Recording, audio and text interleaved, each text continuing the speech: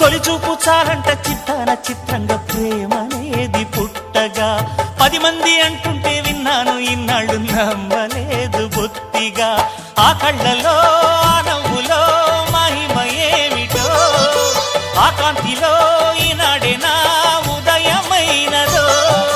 మదిసీమలో ఇన్ని మరుమల్లే గంధాలు మునుపెన్నడు లేని మృదువైన గానాలు మొదటి బలపు కథలు తెలుపు గేయమై తీయగా